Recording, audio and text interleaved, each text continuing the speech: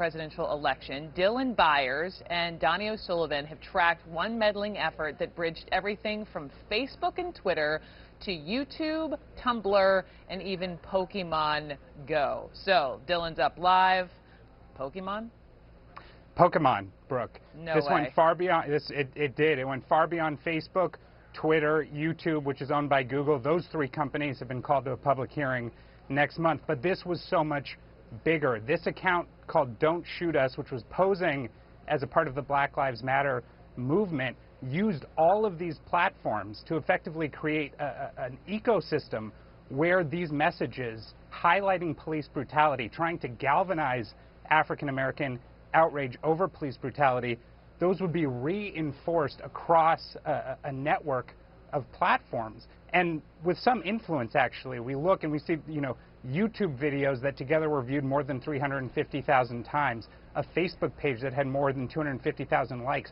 All of these linked to each other, linked through an account that was registered to an address that actually turned out to be a shopping mall in Illinois.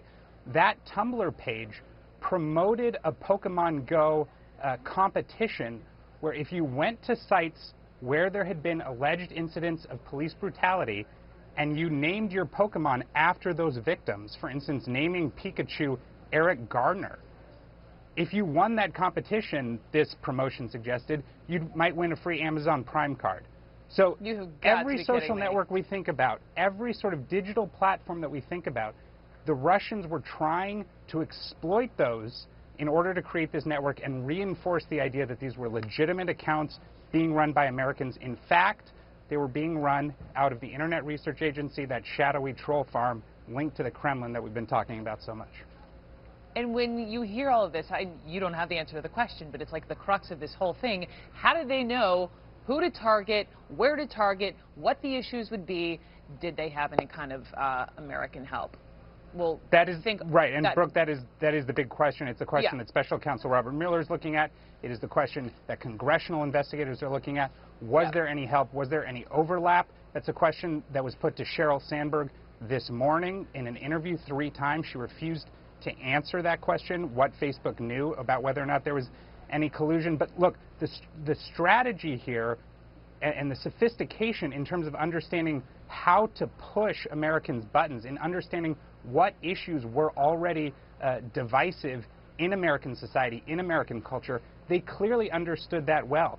And as we've reported in the past, these these accounts imitating Black Lives Matter activists understood to target communities like Baltimore and Ferguson.